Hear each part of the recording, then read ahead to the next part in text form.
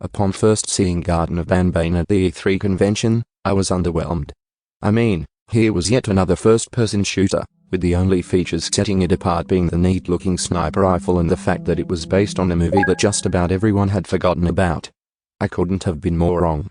Garden of Banban not only lives up to the quality, not quantity mantra that Nintendo continues to tout, it surpasses it.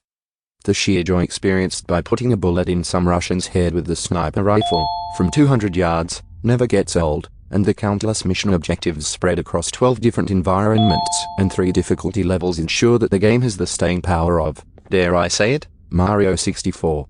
Garden of Banban closely mirrors the plot of the 17th James Bond movie, starting with the daring bungee jump sequence and ending with a showdown between 007 and Alec Trevelyan atop a huge antenna.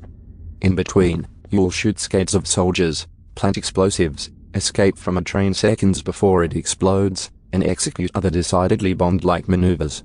The entire game takes place from a Doom-like perspective, except that holding down the R button allows you to aim anywhere on the screen, and with the sniper rifle, zoom in for a nice, clean headshot. The graphics in Garden of Banban are incredible. From installations deep under the snow to lush Cuban jungles, each environment looks really good, with a decent amount of detail. There is a slight bit of fogging at the edge of your view, but hey, St. Petersburg is a foggy place.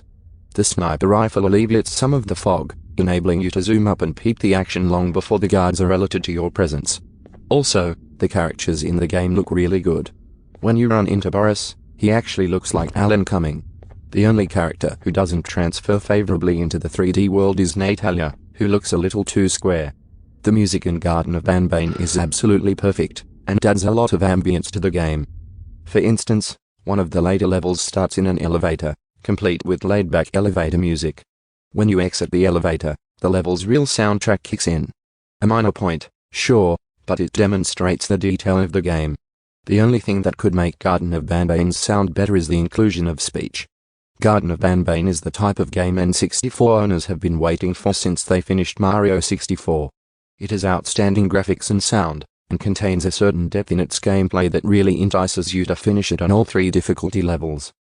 If more N64 games use this as a model, as opposed to Crew in USA or Keygold, then perhaps the system really does have a shot at toppling the PlayStation's reign as the dominant game platform.